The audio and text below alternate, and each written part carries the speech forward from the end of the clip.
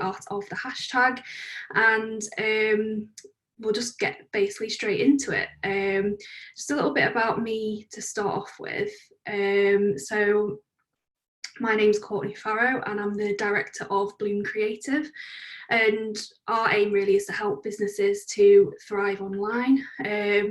I've spent the last 5 years working with digital creatives and the tech sector, companies within the tech sector, and the last 10 years basically creating content online and using social media as a tool to sort of promote projects and businesses and create content basically. And yeah, so my main services at the moment are copywriting, content creation and social media management and advice around that. So I do actually, I'll start you off with a hashtag, seeing as that's the theme of today's session. Obviously there's the hashtag #GrowMySME hashtag that you can use. I apologise in advance for the number of times I say hashtag in this workshop, but that's just the nature of the game. And then there's also hashtag the art of the hashtag as well, that you can either use on any platform really, including Twitter, Instagram. If you have any questions or comments throughout it, I thought that would be quite an interesting way to get started. Yeah, just I think people are just getting let in still. Just a notice, can you just put your microphones on mute if no, they're not already, just because I get distracted easily and if I hear anyone's background noise I'll end up losing my trail of thought. But there will be opportunity later on to ask questions. So yeah, that's just a little bit about me. So I thought we'd go right back to basics with hashtags and why they exist on social media and why we use them basically. Right back to basics with it. So we use hashtags to find content that's relevant to us. We use them to connect with like-minded people, and we also use them to categorize content that you create so it's easily found on social media. We'll talk a little bit about this a little bit later, but essentially that is how and why hashtags are used. And a lot of the platforms which we will discuss, including Instagram, having hashtags on your content is one of the only ways that your content will be found by those who aren't already following you. So it's really key to get it right. And obviously this is what this session is today, how to find the right hashtags for your business, whatever platform that you're using.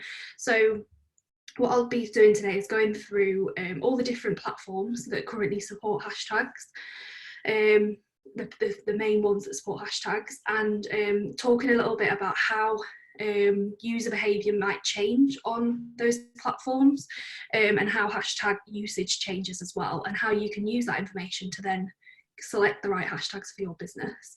I'll then be giving you some tips on how to get started with hashtag research. And when I say research, I mean going through the platforms to find those right hashtags for your business. Unfortunately, I'm not going to give you a list of standard hashtags that are going to transform your business or anything, because it all depends on what you do and what your niche and what your industry is. And then the last section is just some do's and don'ts with hashtags as well, just to really summarise it all. So throughout I've got like sort of 3 different sections, and I thought at the end of each section we could, if anyone had any questions, we can have some time for questions. But in the meantime, if there are any questions, I think it's very similar to Zoom, this software we're using. So you can use the chat box function, and I think I'm able to access that somewhere. Let's have a look. Yes, yeah, I'm able to access that as well. So if you did any comments or questions that you think are going to be useful or that you're interested in, just drop them in the chat box and I'll do my best to answer them. Yeah, so let's get into it. So I've got some different hashtag types here. That obviously this isn't the law of it. There isn't only 3 different types, but these are the sort of general ones that I've come up with to help you understand them a little bit more. So the first one is general hashtags, and these are ones that you would have seen before if you use social. So they for example, I've got some examples here around a product or service, hashtag coffee shop, a niche, so it's a hashtag wedding photographer, for example, days of the year, hashtag World Mental Health Day, common ones that people use, hashtag Monday Motivation. I think that's one of the most popular ones. And what these do is, like, again, they improve your searchability because they're categorizing your content that's relevant to that specific hashtag. So the people who are following those hashtags, depending on the platform, or using those and interacting with those hashtags, they can easily find you and your content. And also you can use them to reach communities of people. So for example, if you're looking for a wedding photographer, or someone is looking for a wedding photographer, and you are a wedding photographer and you've used that hashtag, your content will be easily found by them. And the reaching communities side of things we'll go on in a second, because I've split that out into a different category actually. The next one is branded campaign hashtags that I'm sure you would have seen on adverts, and a few years ago there was a sort of massive thing where everything was a hashtag. It sort of became a bit of a cultural phenomenon. Obviously the one we're using today, Grow My SME, that's an example of a branded hashtag that Humber Business Growth Hub are using. There's also Share a Coke by Coca-Cola, and Like a Girl by Always, hashtag Like a Girl by Always. That I just found those on a bit of research that I did before this. But you would have seen them on telly and on social media that are specifically tied to a brand. So these hashtags are unique to your company. And they're really good for, obviously the examples that I've used, Coca-Cola and Always, they're like huge, you know, nationally and internationally globally known brands, but they're also really good for SMEs as well. And especially if your company has a lot of user generated content. Now that sounds really fancy, but it's essentially people who are taking photos of your business, your product, your service.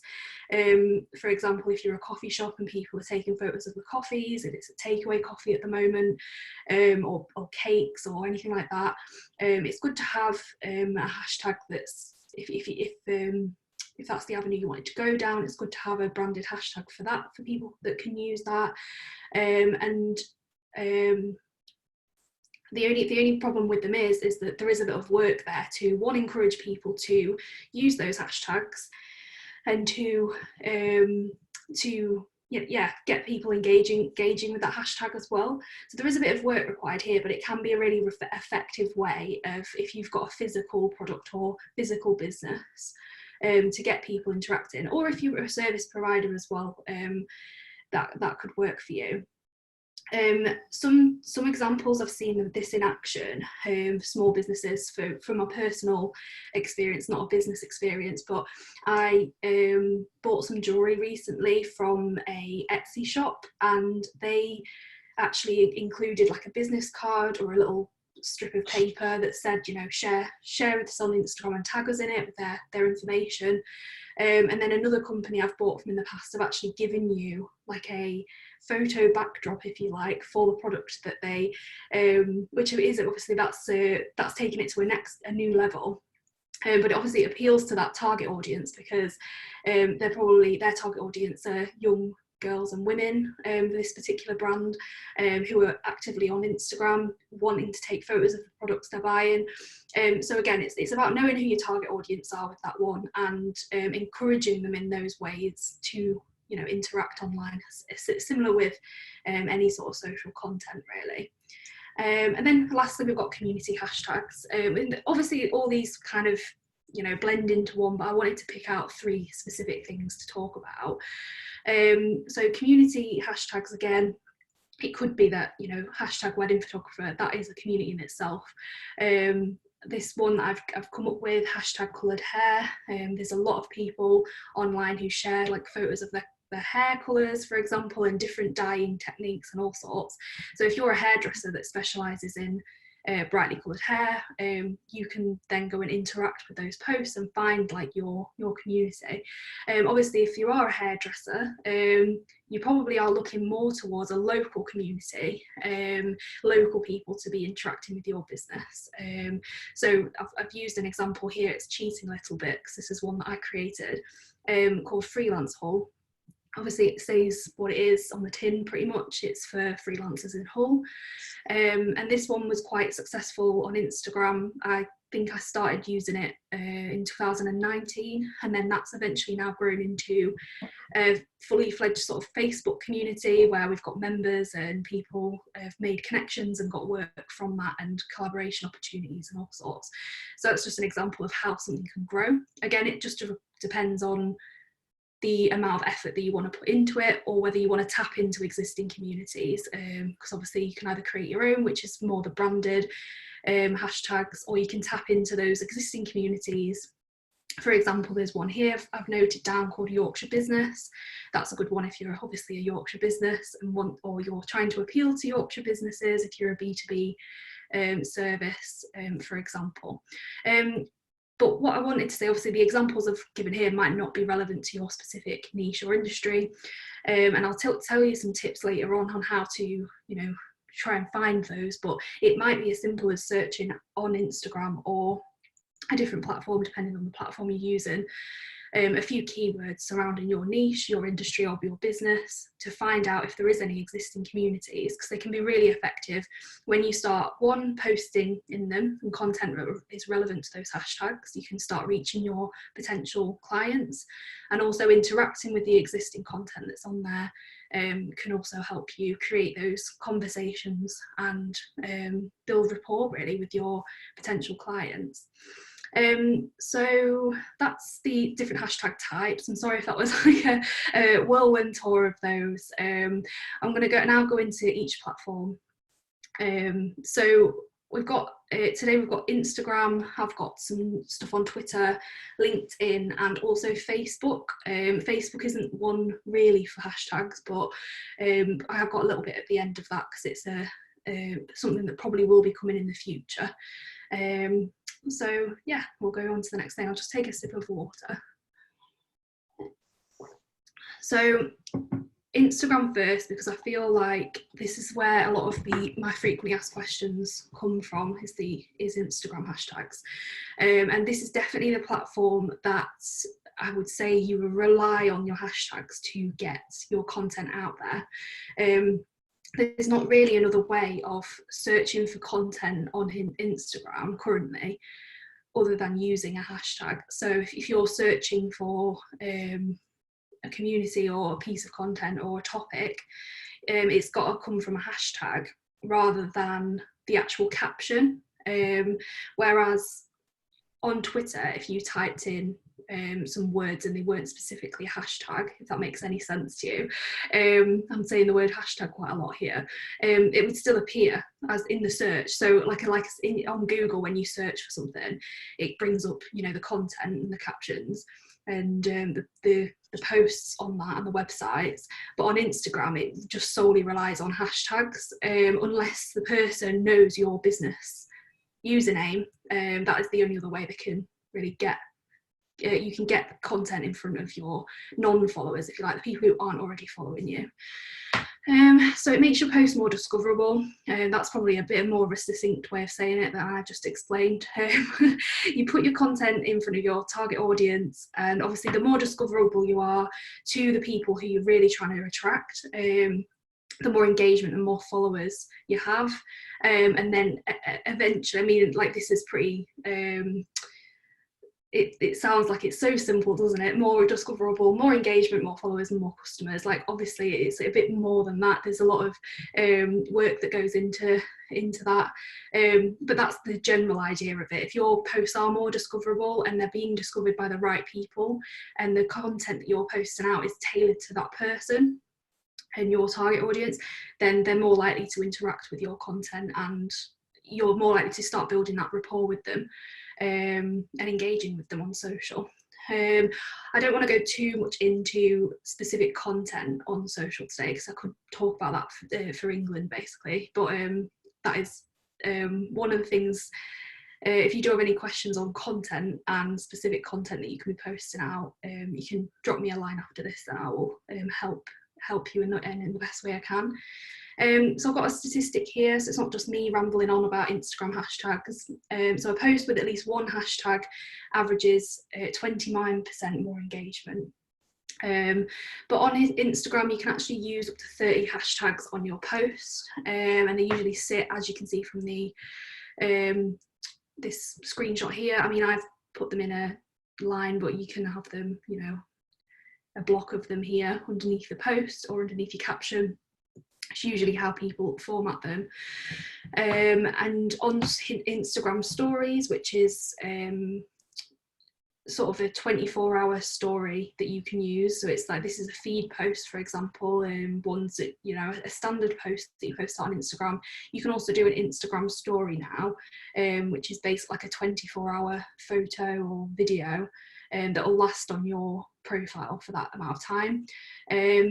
You can use up to 10 hashtags on those as well. And I've been experimenting a little bit more recently with hashtags on stories, because it's something that on my own social I became a bit lazy at, because obviously the focus really is on traditionally on these ones here on the feed.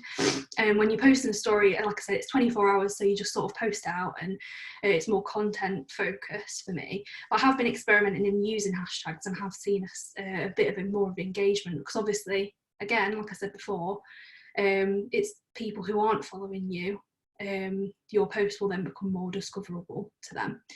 On Instagram as well, you can follow specific hashtags. So this is useful if, again, you want to do a bit of content research and get inspiration and you want to be engaging with people in those communities. You can go on to the specific hashtag and click follow, and then those posts that have been posted into those hashtags will appear in your feed. So you can, it's like a quick way of engaging with your target audience, commenting on their things, allows you to quickly comment and like and engage with them as well. And then hashtags, and one other note I wanted to put down, only work on public accounts, and the spaces and special characters don't work. And if you're worried about all this information that I'm just throwing at you here, I know it's a lot, I will be giving this out as a PDF, either myself or Humber Business Growth Hub. They will be giving out the PDF, so I should have probably said that at the beginning, but it slipped my mind. So if you're frantically taking down notes, you don't need to. I can send you this out so you have it as a reference. So that's a bit about Instagram, to give you a bit of an overview. And then also, so now we're on to Twitter. And obviously, if you do have any questions, please do drop them in the chat. I know I'm rushing through quite a lot of content here, so please do put that in the chat, and I can address them at the end of this section. So next, Twitter hashtags. Again, like I mentioned, it makes your post more discoverable. It is one way that people can find your content and find content that's relevant to what they're looking for. But just bear in mind, obviously, Twitter, you can also search for people and search for things a little bit more easily. So if you type in a keyword, it doesn't necessarily have to have been hashtagged for it to appear. But it's always good to use them. Usually the way hashtags are used on Twitter and how it's very different from Instagram hashtags. So a lot of the ones that you see on Instagram are these, I'll just scroll back, are these sort of general hashtags. Again, you can use 30, so you don't have to be super, I mean, it's good to be niche with it, but you don't have to be, you can use 30, so it gives you a bit more leeway. Whereas on Twitter, you have a character limit for one, and also the way that posts are displayed on Twitter, you can't have, you know, a block of 30 anywhere. I mean, you wouldn't be able to fit it into the character limit, but having a huge block is sort of a no-go on Twitter etiquette, if you like. So I would say, and I've got this on the next slide actually, but 2 or 3 hashtags is enough for Twitter. Usually it's used for things like specific events and days.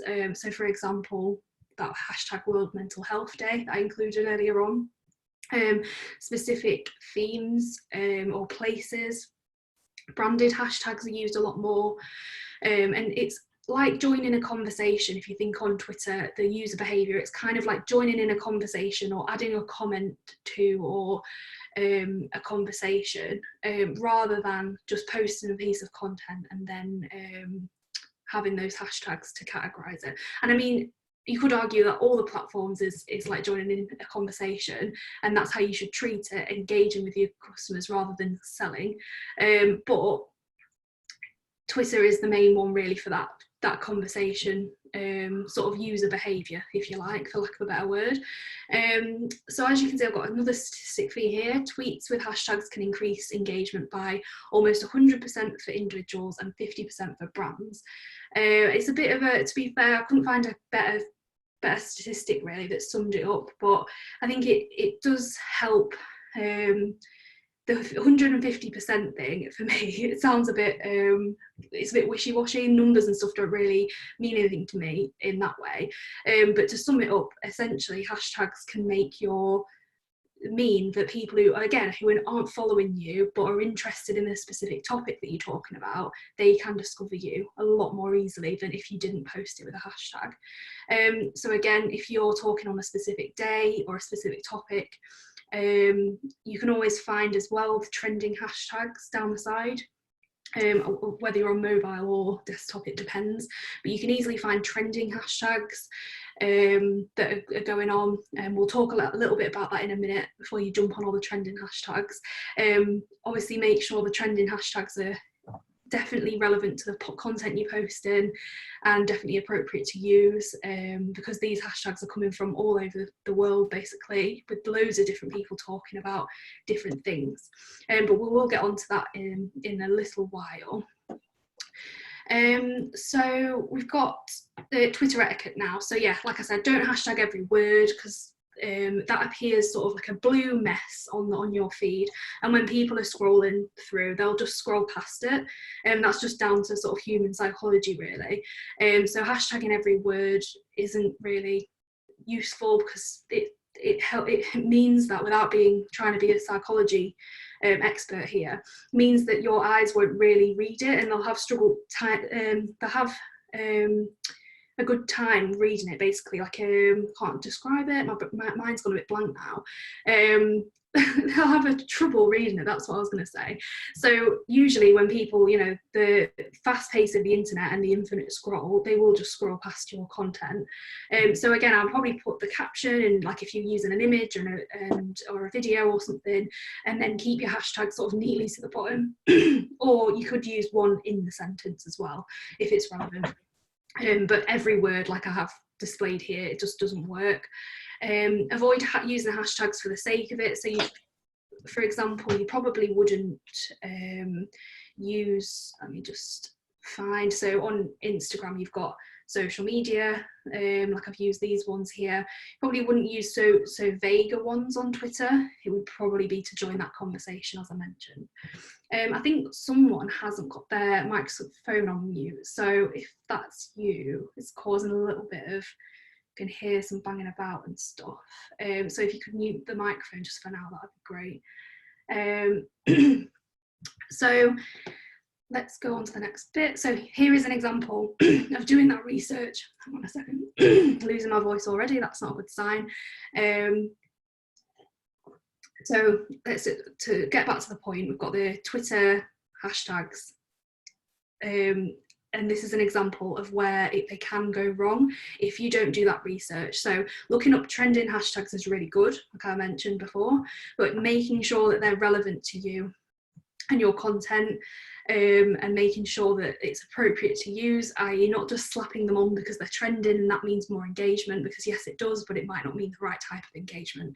So this was a real tweet in 2016 when unfortunately Prince had passed away, I believe, and someone posted out this, and they were a company, obviously I've not included who it was in here, but they were a nationwide company, if not internationally known company, and they've just put a standard tweet out, but I'm guessing to increase the engagement they've used a trending hashtag at the time, and as you can see it's not very appropriate to use that hashtag, and they got a lot of backlash for it, i.e. it's 2021 now and people are still talking about it on sort of hashtag blog posts and in this workshop now. So don't fall into the trap of just slapping on a trending hashtag and hoping for the best, because again, it needs to be relevant. You want your content to appeal to the people who you want it to appeal to. You'd rather have 100 people engaging with it who are in your niche, who are going to buy from you, and are interested in your industry, and then therefore more likely to buy from you, I should say, than just slapping on a random hashtag that, yes, more people will see it, but in general it won't be the right people. And I think that's one of the biggest takeaways from today. So we've got LinkedIn up next, and I'm aware I'm going through Twitter, Instagram, LinkedIn, but it's just to give you a really good background, really. And like I say, if you sat here thinking, oh, this is a lot of information, we are sending out the PDF, so you'll be able to look at that later on in your own time. So we've got LinkedIn hashtags. Again, make your content more discoverable. I think I've put this on every slide because that's essentially what hashtags do. You've got, so the only thing with LinkedIn hashtags is, well, as we talked about Instagram and Twitter was the first platform to use hashtags, and then Instagram have always used hashtags as well. So it's ingrained in user behavior. So people are actively using them, actively following them in the case of Instagram, and Twitter, they're actively using them and looking at them and engaging with them.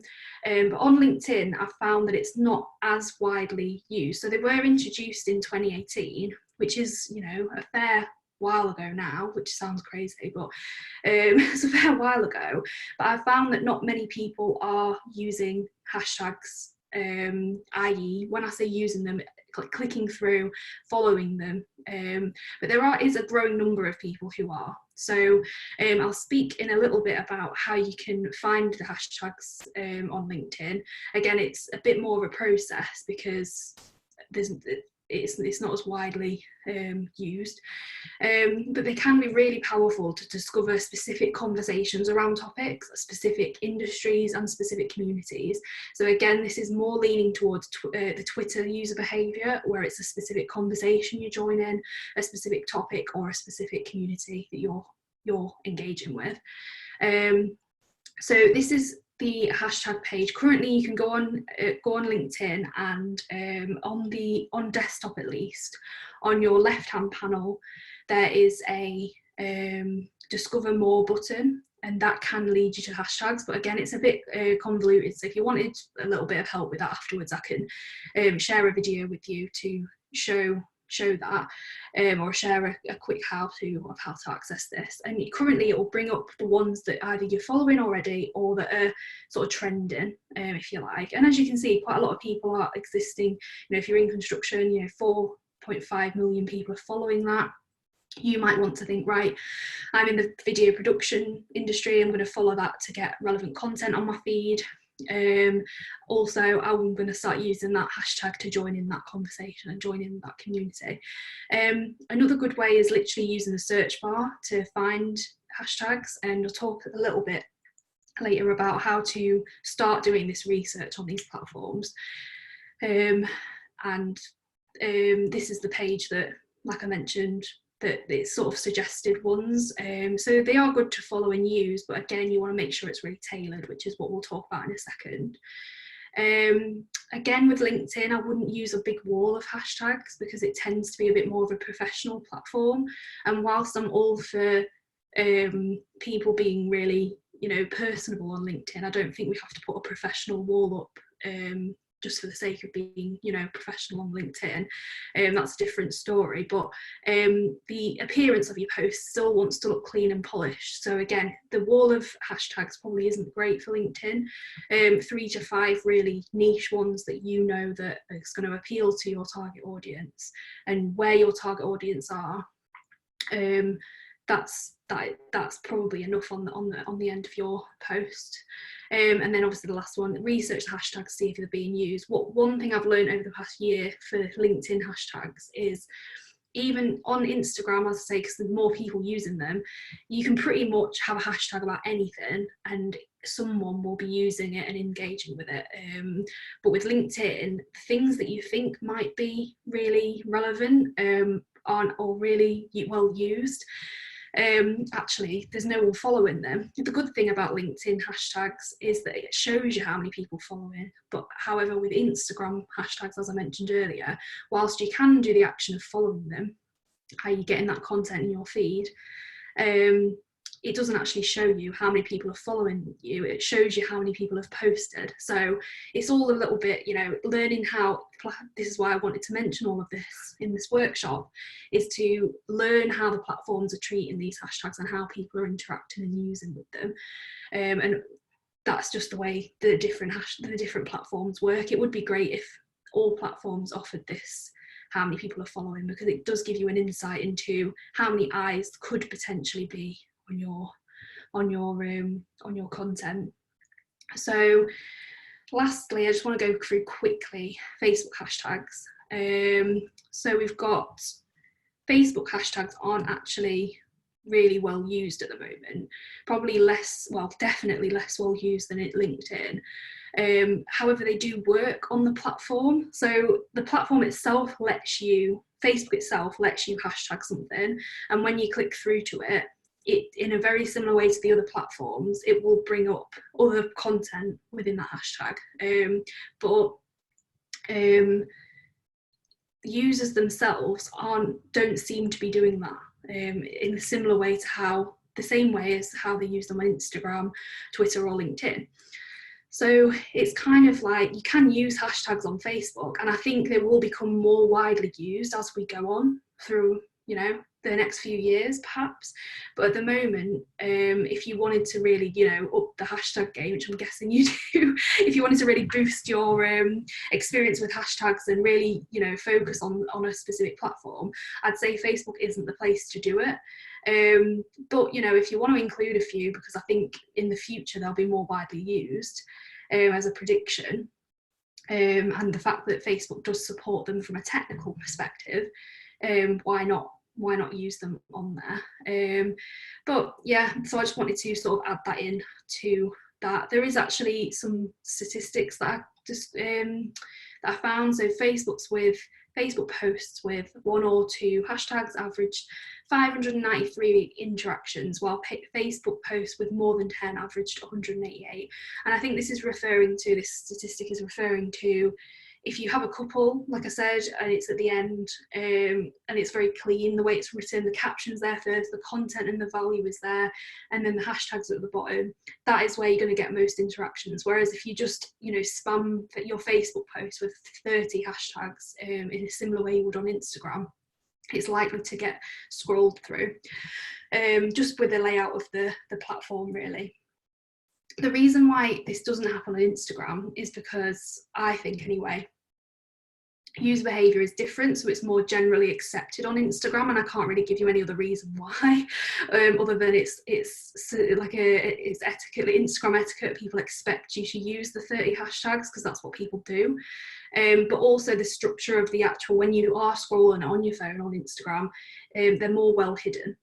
So it means that, that your eyes as a human aren't seeing a big blue wall of hashtags, whereas on these other platforms, they often get, seen by the user. So it's the only 2 reasons I've come up with. There might be another reason that I'm not aware of, but just to give you a bit of context of why things happen on certain platforms and why they don't. Sometimes it's just down to the users and how they behave on the platform. So I have got a question, I think, through. I'm skipping on now. So we've got chat. So, okay, so someone has asked, where do you find a list of hashtags for each platform? I'm a B2B supplier and finding it difficult to find my potential audience. Well, this section is going to be really helpful to you, the next section. Obviously, we've given you a bit of background about different user behaviours on the platform and how they're using hashtags, and that'll give you a good way, knowledge base, I think, or hope so, on then how you can then go out and do this research. So I'd love to give you a list of hashtags that you can then use, and it'll transform your business and it will make you have thousands of customers and things, but unfortunately it's got to be sort of really niche down to what you do, and I'm going to give you some tips on how to get started with that. Obviously there are lists online. So there are people who have created blog posts and different pieces of content. If you Google it, basically your niche and hashtags, 9 times out of 10 there will be lists of those. So that's always a good place to start, but I really want to take you one step further so you can actually find hashtags that are going to work for you specifically, and that's what the next section's about. So that was a really good way to lead into the next section. So hopefully this helps, and if you do have any questions, like I said, after this, then please do ask me either via the chat, or I'm going to leave my details if you think of anything after the workshop, where you can get in contact with me. So yeah, thank you for that question, and hopefully I'll answer it within these next few slides for you. So I'm going to take another sip of water. 1 second.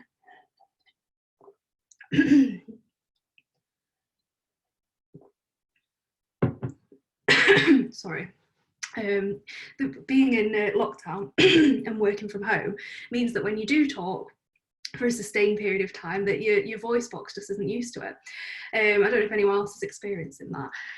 So yeah, this next section is all about how to find the right hashtags, and the first port of call I would really get to get you going, the real basics, is writing a list of relevant keywords, and you may have already done this anyway, in terms of other areas of your marketing or other areas of your online research for your business, but it's always good to start with that relevant keywords. If you really are stumped, because I know how daunting a blank page can be when you come to writing lists and things, like I just mentioned, you can Google. Google's a great resource. I mean, I'm not going to give you the answer of, yeah, you just go and Google the answer, but that can be a really good way of generating hashtags and getting ideas for them. So what I do is I create a spreadsheet, and I have, and this is kind of crossing over into content creation and social media content as a whole, and blog content as a whole, and online content. But what I will do with a new client or myself is I'll have 3 to 4 sort of content pillars where there'll be a specific topic or target audience.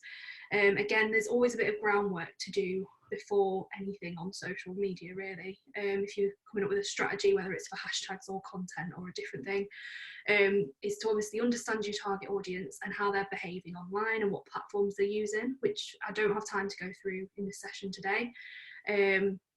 But I sort of touched upon it platform specific, obviously in the previous section. So I'll have 3 or 4 different topics that I know I'm going to be posting about, and those topics will definitely be adding value to my customers. They'll be what my potential customers will want to be reading, and the information that they're wanting to get from my business. So it's difficult to explain very quickly in this, to give you a bit of background, but essentially, yeah, a column on a spreadsheet or a piece of paper with 3 different topics, or 4 if you want, that are relevant to your business. It could be a specific service or an industry or a specialism, or it could be a specific topic. So for example, I use my own business. It could be social media, or specifically hashtags, or it could be specifically Instagram, areas of content that you know you're going to be concentrating on over the next 3 months to a year sort of thing. And then you can start brainstorming those keywords just from your head, just writing them down, just anything, write it down. It doesn't have to be a hashtag at this point. That can get you started on thinking of things that may be out there that you can then use, i.e. existing people who are using hashtags, existing communities, and those people, existing hashtags essentially, that you'll then be able to build your research from. Again, like I said, if you go on Google and type in, if you're, for example, a hairdresser or something, top hairdressing hashtags for UK hairdressers or something like that, usually it will bring up Instagram hashtags, and that's the sort of caveat I wanted to mention here. So usually these will be quite general ones, but they're always a good place to start, for you to then niche down. And then secondly, they'll usually be tailored to Instagram, because that's where I see a lot of the Instagram, sort of the research is around Instagram. And then secondly, it will usually be around Twitter. If not Instagram, it'll be Twitter. But by making these list of keywords, and you can still put them down because they might still be relevant on LinkedIn, that's absolutely fine. Start making those lists, and once you've got, you're happy with your list, if you want a specific number, maybe go for like 10 or something, or 30, or once you're happy with those, you can then start to search them on the specific platform. So probably choose one platform to start with. We'll use Instagram as an example, but all the platforms seem to work in the same way. So in terms of searchability, so there's usually a search bar on them. You can put hashtag, for me, hashtag social media as being a really basic one. And then this is where the research comes in. So you can look up on Instagram, I'm trying to cover all platforms here, but on Instagram it will say how many people have already posted in that. On LinkedIn, when you click through to it, it will tell you how many people are following that hashtag, and it will give you some information to how popular that hashtag is and how many people are engaging with it. So again, you want to do your research. I've used this example, make sure it's actually relevant to what you're doing. So the that one, for example, is a Twitter one, but these ones are how you could research it. So on LinkedIn. So you've got hashtag love here. That's like a very popular one to use on Instagram. As you can see, 2 billion people have posted in this hashtag. You may think, brilliant, yeah, we'll slap that on, that's great. But again, you've got to make sure it's relevant to your content, your community who you're trying to attract, and your business and what you're posting out. Then we've got the balance. So it's about finding that balance. So you've got this 2 billion people posting in love, and then this one, unfortunately no one's used this hashtag. Bloom Creative is amazing. No one's used that, so it would be pointless putting that one down on your list. So you want to be checking that list initially, what you've got, plugging them into these platforms, do a bit of research on them. I mean, I've started writing down some stats to do with them. If you want to take it that seriously, you can do. If you want to obviously take it seriously, that sounds a bit blasé. If you wanted to make that note down of, this is how many people are posting. Otherwise, because if I'm assuming you're only managing sort of your own accounts and stuff at this point, so you can make those notes as in, yeah, we'll choose love if it's relevant. I mean, I wouldn't personally. It would be something more niche either than this one. So there's hashtag whole business, like 13k people. That is still quite a lot, but it's not 2 billion where your post is just going to get, swamped with other people's, and it's very vague, that hashtag love. Whereas whole business is it's niche. If your target audience is whole business and you want to get involved in that community, this is a good one to start with. A good example of one, again, it doesn't have to be whole business, it could be something else that's tailored to you. And you can see there's the difference between 13k, which is still a lot of posts, but it's that balance between the 2 billion and the 13k. So for me, I think, yeah, I want to attract businesses in whole to what I'm doing. 13.2k, like might write it down if I thought I'd need that information in the future, but I would probably just put it in another column and be like, yeah, that is a hashtag, I can use that one. Again, it'll all depend on what the sort of keywords you came up with. So do I dare flick back to that initial Instagram post? So as you can see here, I probably started off with social media, as you can see, and then I've got social media strategy. I've got hashtag social media, which is very generic in hindsight. I've got social strategy there. I've got grow your business, creative entrepreneur, support small, because I want to work with small businesses, Small Business UK, which is a specific community. We've got Yorkshire business, which is a lot of the clients that I have are from Yorkshire. UK small business, another community. But the way I found out about these was either searching UK small business, because that's one of the keywords that I had in mind. Or the second way of doing it is once you're into one of these hashtags, so once you've clicked through to social media, you can see what posts people are putting up. You can then click on their posts to see, what other people are using, which again, I just want to add a little note to. So it is good to get inspiration from others about what they're using, but it's not always, a foolproof way of doing that. So you can get inspiration, but I'd always say, do your own research on it. So if you see someone else and they're using, a specific hashtag, you think that one sounds really good, I'll click through to see what that one's all about, and then no one's following it, or no one's using it, or it's not quite your target audience or target market, then that's when you probably think, okay, that's not really relevant to me. But it is a good way to get sort of look at other people in your niche, I guess, and other people who are using that initial keyword hashtag that you came up with initially, if that makes sense. So this is an example on Instagram, sorry, not on Instagram, on LinkedIn. So this is what comes up when you do LinkedIn hashtag research. And I actually recorded a short video recently that I'll talk about in a second on how specifically I do LinkedIn hashtag research, because it is a little bit more steps than what we've got time to talk about today. But you could easily do this, you know, if you're already quite confident with LinkedIn, you could always, you know, do this yourself. But if you did want that video sharing, I've got a way that you can access that afterwards. Essentially, again, just search for the hashtag, and then you can get onto the hashtag page, which is what the video explains how to do. And then it will say how many followers. So I think this is more useful than, you know, the Instagram information that Instagram gives you.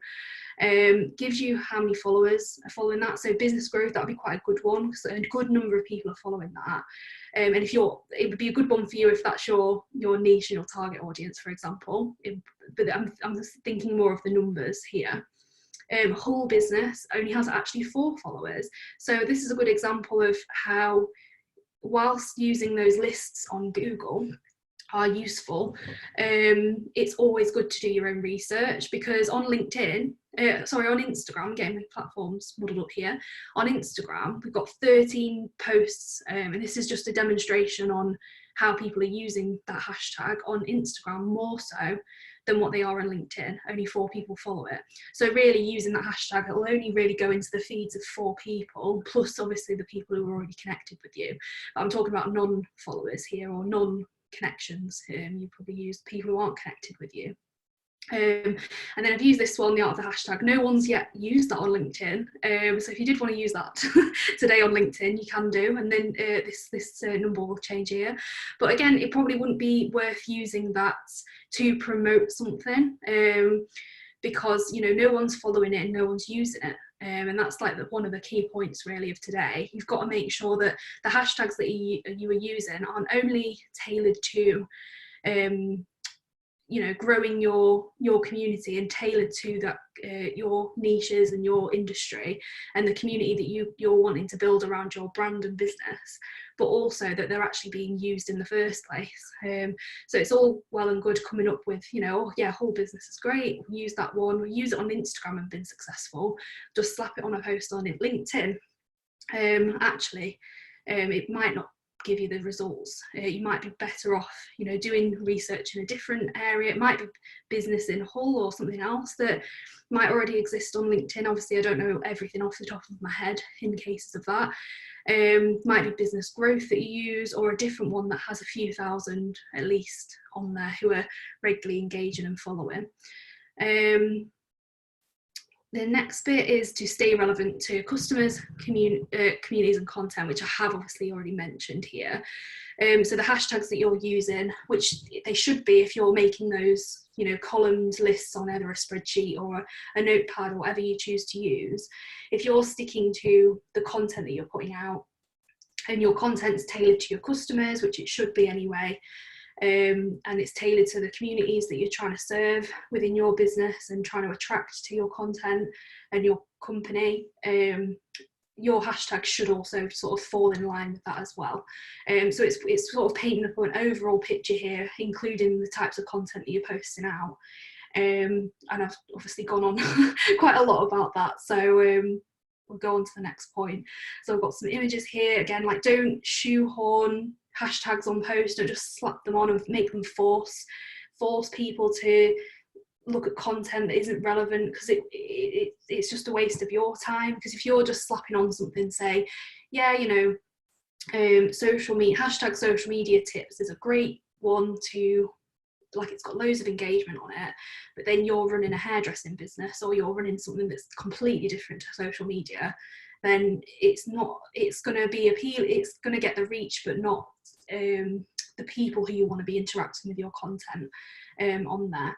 And then again, don't spam with loads of hashtags, or again use ones that, you know, spam people with content who never are going to be interested in your company. You want to be talking with people who are already engaging and are already in your sort of target market, if you like. Else it's a bit of a waste of time, and that goes with anything, but especially with hashtags. Another one, this is a new thing that I've added into this workshop actually, is analytics. So now obviously that numbers of users are using hashtags and people are going to becoming more, you know, searching for them, the right hashtags to use and doing a bit more research on it. On certain platforms, you can actually learn from your analytics, and unfortunately this isn't every platform, but this screenshot here is taken from Instagram, again, where it's prevalent that that people are going to be using that. And you can go, if you've got a business account, you can go on into Instagram and look at the discovery, and you can see from how many people it's reached, and more importantly, to do with this workshop, how many people have seen this and how many impressions it's got. So how many people have just seen it online from hashtags alone, and that's 151. Whereas the people from like the home feed, which is just scrolling through as you traditionally find stuff, only 29 people. So it does demonstrate how the power of hashtags and using hashtags there. That is something that hopefully on other platforms they'll start to grow that side of things, but I can see it being quite a slow burner. But yeah, have a look nosy around in your analytics. Most platforms provide them now in general, but I know Instagram specifically provides it for hashtags on specific posts. So again, it's just a little bit of a digging. So I'll just check if anyone has any sort of questions. Again, just drop them in the chat, because I'll be opening up to Q&As in a second, and then I'll be talking a little bit about just some extra details that I know we've skimmed past today, but if you did want to know more about them, I can tell you I've made some videos around it that you can access, like i.e. the LinkedIn research, and maybe I'll even do one if people are interested on that hashtag analytics, because it's quite a fairly new thing for me. And people, you know, it's easy to not be able to see it, because it's easy to look over when you're looking at analytics. So some of the key takeaways from what I've discussed before we get into the Q&A is, so learn from your analytics. You don't always have to rely on analytics specifically saying, you know, this is from your hashtag effort. You can do a bit of your own trial and error, i.e. using specific hashtags and then comparing your analytics with something that you didn't use a hashtag on, or if you've done this research, you know, you can compare the before and afters and find out what's worked well. And you can still do a bit of research on your analytics by doing that. It doesn't have to be, you know, Instagram telling you specifically. So do learn from your analytics and learn what's working.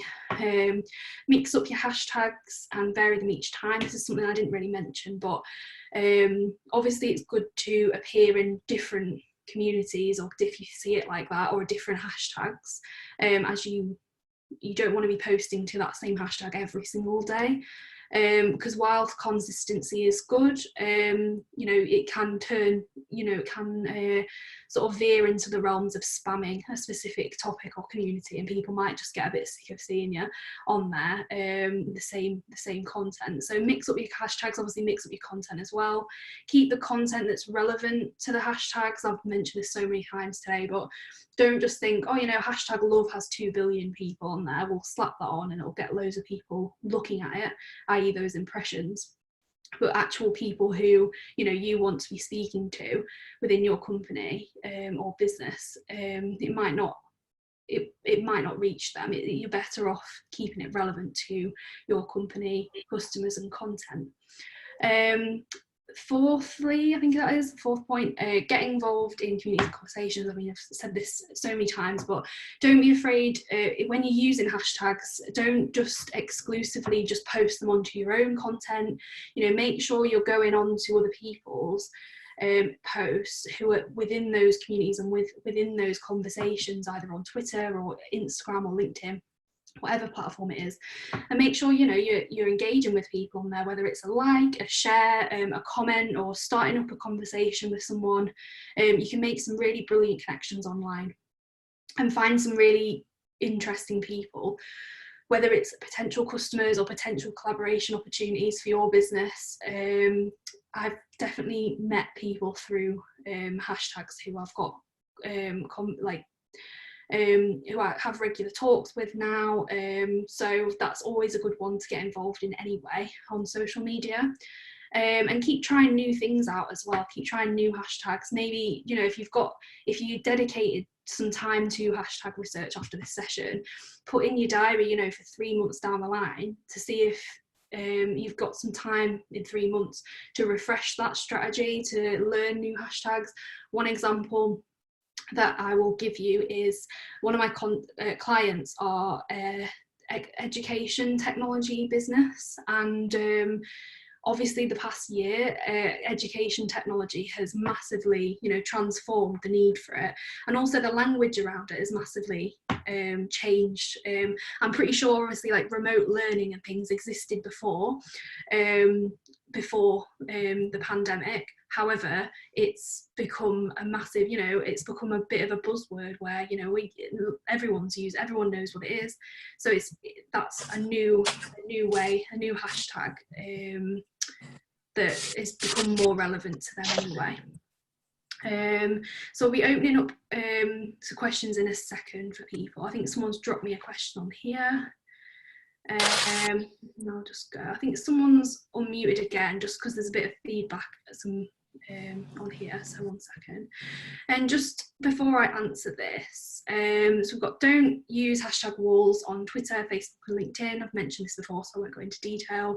Hashtagging every word just means that, again, you can't really read that as easily as you would do just clear plain text. And using long hashtags as well, I didn't mention this earlier, but using those long-winded hashtags, again, you can't really read that. It takes your brain extra effort too, and anything that takes your customer or followers or audience like an extra effort to read or to look at, even if they're not intending on reading every hashtag, it'll just make them scroll past. Also, don't expect results overnight. As I said, it's a bit more of a process than just slapping on hashtags and then it will magically transform everything. It will be a bit of trial and error and a bit of research. And lastly, don't give up on it, because I know the online world, there's so many factors into why your post doesn't perform well, and that's like even using the term performing well, if I'm honest, that's a whole topic in itself. Even if your posts don't perform, like don't reach the goals that you're wanting to reach online, it can be really disheartening. So there's so many factors in it. It could be a hashtag, it could be timing, it could be a number of things that unfortunately it takes a long time to understand that, and a bit of trial and error and a bit of resilience to it as well. So don't give up on it.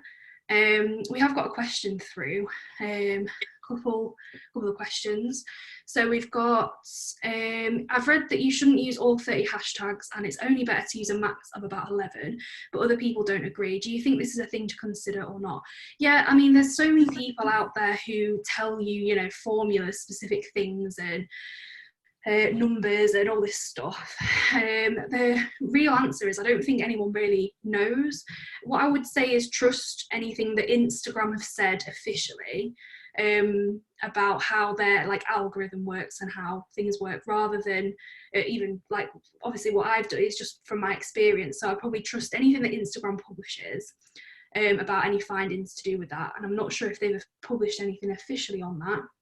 Another thing is, why don't you try using 30 hashtags on some content and using 11 and just comparing the stats on that, Claire, because you can only know for your own audience and your own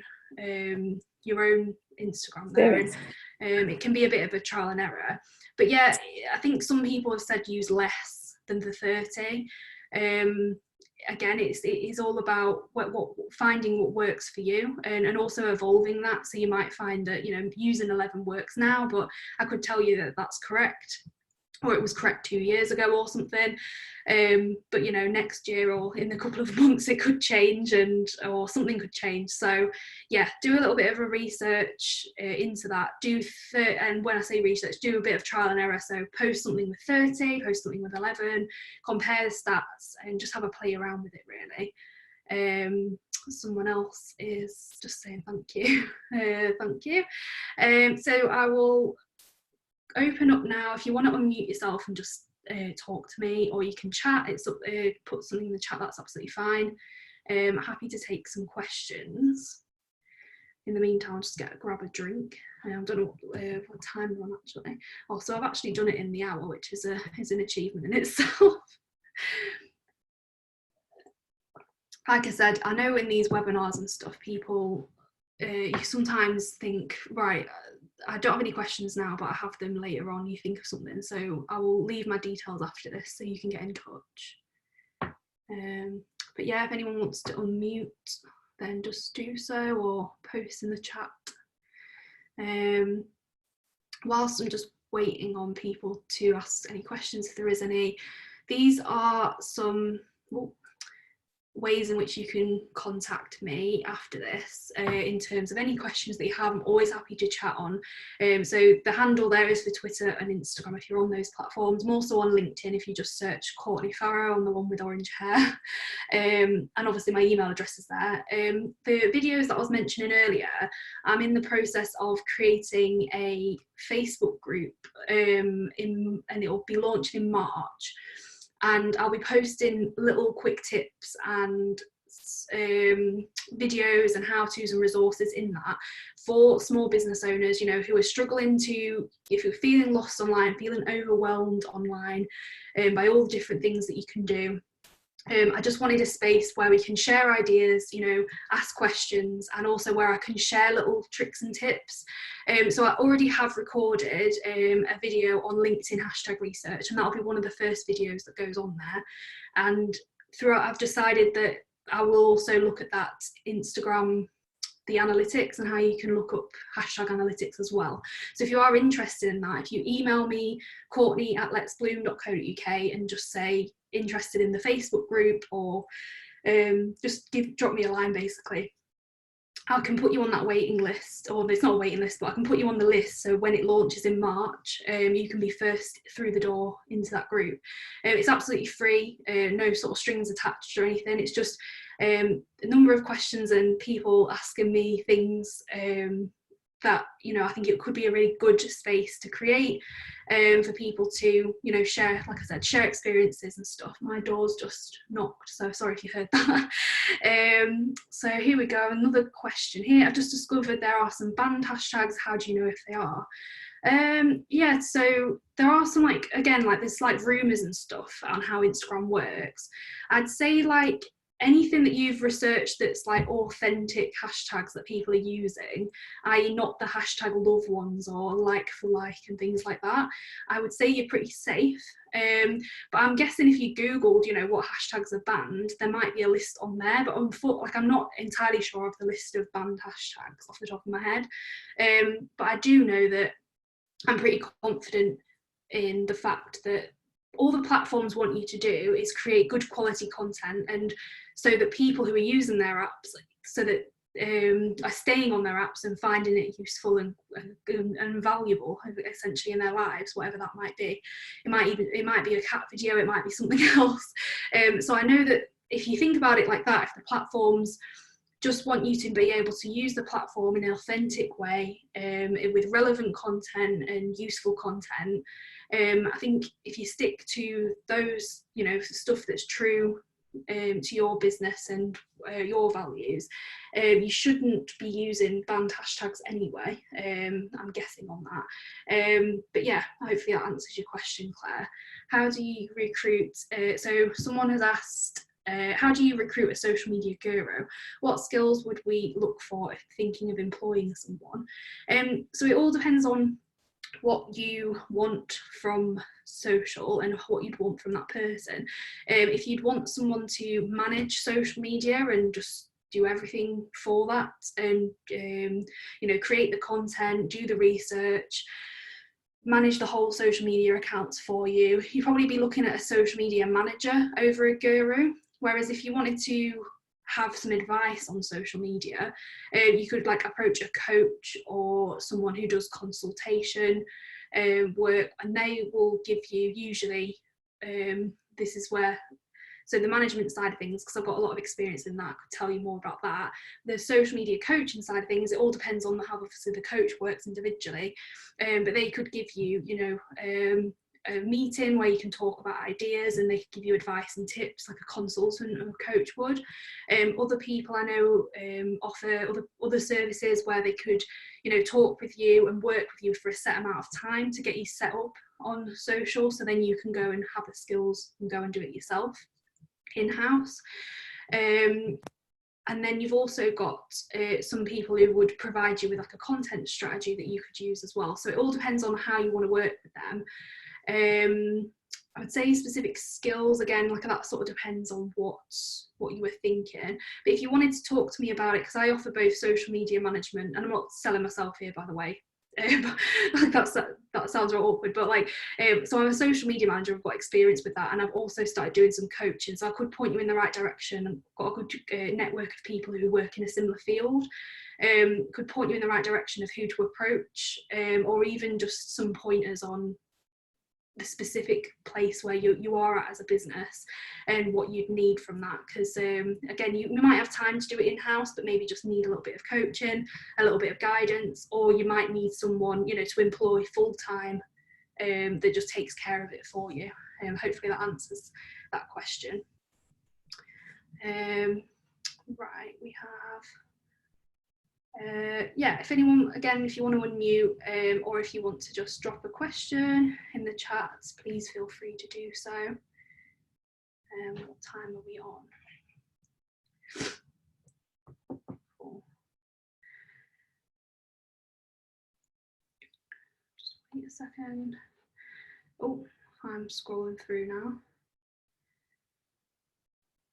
Yeah, so I'm not sure if anyone else is going to ask a question at the moment. I don't know if anyone's sort of frantically typing, because I've been in these webinars before with other people, and they're typing away thinking don't close up yet, and that's absolutely fine. Like I said, and I've said this thousands of times now, but please do, if you do have any questions that you think of later, just drop me an email. And if you have anything specific, like the last question was, that all really just depend on what your needs are. So just drop me a message. I won't try and sell to you or anything. That wasn't my aim for saying that. It is just basically to give you some guidance with that. And yeah, if everyone's sort of, I might have stunned you all into silence here. I can pass over back to the Growth Hub, and they've got some final sort of slides to run through with you guys. So thank you very much, Courtney, for that webinar. I hope everybody has enjoyed that and found it really useful. I know I've learned quite a lot from that as well. So hi everyone, this is Sadia from Winning Moves. We're working with the Humber Growth Hub to deliver these webinars to you. So I just want to take a quick couple of minutes before we start closing the webinar to tell you about the Digital Catalyst programme. Before I do that, I should just mention actually that under the ICT for Growth banner, which is the banner that this webinar has been run under, we have got more webinars planned in coming weeks, so please keep an eye out for those. I have put dates for the next few on the slides, which we can share with you after this webinar, so I will email those out to everybody that's attended today. So the Digital Catalyst programme is a free independent programme, with independent advice and advisors.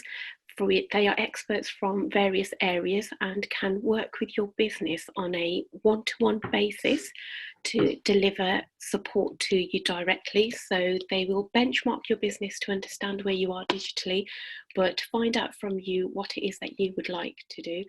And really use the one-to-one support to deliver that and leave you with an action plan of what you can do next as well. So it's independent, it's free for businesses due to the funding that's available. So it's well worth getting involved. Your eligibility will be checked via a registration form that you complete. So if you're a business in the Humber region, most sectors are eligible, it's quite likely that you will be accepted onto the programme. We would then quickly put you in touch with one of our experts who we think will be best placed to support you. In terms of the projects they can work with you on, they're really wide ranging. So it could be about social media if that's where you want the support. It could be about creating a better finance system or something like that. So anything that's digital related, they will be able to help you with. So well worth finding out about the Digital Catalyst programme. The details again are on these slides, but I will circulate them via an email this afternoon to everybody who's attended. So feel free to get in touch with us with any further questions about that. The final thing from me is just a poll that we do at the end of our webinars to understand how you have found them. It's a quick few questions, 8 questions I believe, which I'll launch now. So if you could please answer those before you leave, that will be wonderful. It will help us improve webinars going forward. And just want to say another thank you to Courtney. If you do have any further questions for Courtney, feel free to post them in the chat box and we'll stay on for a few minutes for those. But otherwise, thank you for attending today. Thank you for that. Yeah, thank you for everyone who's attended as well. Yeah, it's been great to talk about hashtags, and I'm sorry I've mentioned the word hashtag about 1,000 times. But yeah, if anyone wants to stay on and chat, I'm here. I think obviously we scheduled it in to last till about 2:30, so that's absolutely fine. If not, you can message me privately afterwards. It's entirely up to you.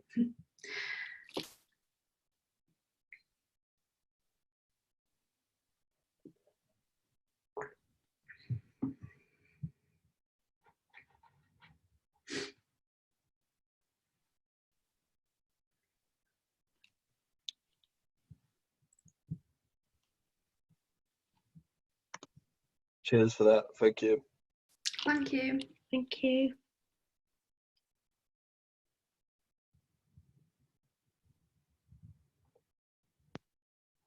Thanks very much. Thank you. Bye. Thanks, Claire. Bye.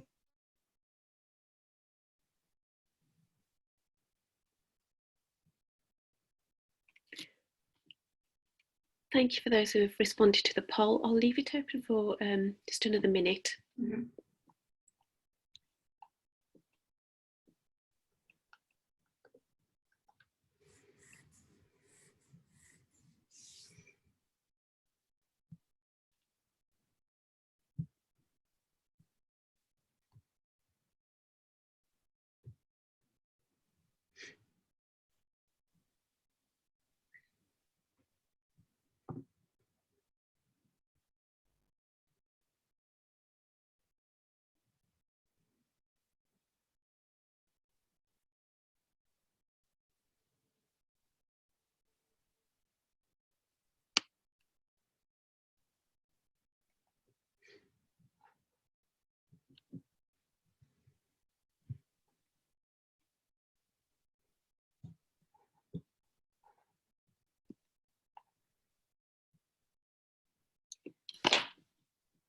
Right, thank you for your responses. Those of you who are still here, I'm going to end the poll.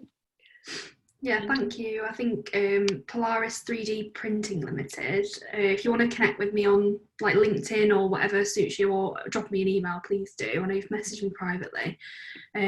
So yeah, thank you. Brilliant. Thank you, Courtney.